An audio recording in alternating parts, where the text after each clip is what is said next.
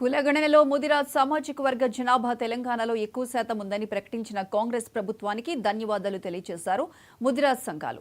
Hyderabad Somajiguda press క్లబ్లో పలు ముదిరాజ్ సంఘాలు చొప్పరి శంకరి ముదిరాజ్ అధ్యక్షతన సమావేశం జరిగింది.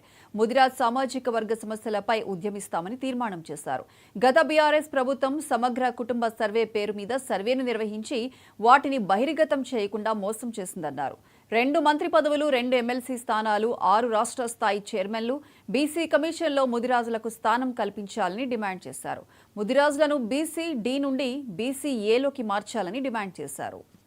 రాజ్యాంగ భద్రత ఉండాలంటే డెడికేషన్ కమిషన్ వేయాలన్నప్పుడు డెడికేషన్ కమిషన్ వేసినప్పుడు కూడా తెలంగాణ రాష్ట్రం నుండి ముదిరాజ్ సంఘాల నాయకత్వం కూడా వెళ్ళి అసలు ఈ రాష్ట్రంలో మా ప్రాతినిధ్యం ఎంత, మా కులం ఎంత, మాకున్న స్థితిగతులు ఏంది, మా ఆర్థిక స్తోమత ఏంది, అసలు దీనికి గల కారణాలు ఏంటి అని చెప్పి మేము పూర్తి స్పష్టమైనటువంటి నివేదికను ఇవ్వడం జరిగింది.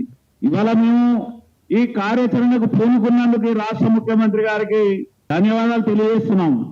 కానీ గత ప్రభుత్వం ఏం చేసింది, ఇప్పుడు మీరేం చేస్తుందో కూడా దాన్ని ఆత్మ పరిశీలన చేసుకోవాలని కూడా ఈ సమావేశం నుంచి ముఖ్యమంత్రి గారిని కోరుకున్నాం.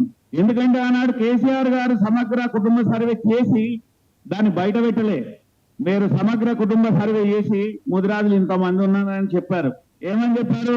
ఈ రాష్ట్రంలో అత్యధిక జనాభా ముదిరాజులు కలిగి ఉన్నారని చెప్పినారు. కానీ 2015లోనే సమగ్ర కుటుంబ సర్వేలో 5 కులాలుగా విభజించి లెక్కలు రాశారు. అది మీకు ఇప్పటికీ మీరు గవర్నమెంట్ లో ఉన్నారు కనుక అది తెప్పించుకొని చూడండి.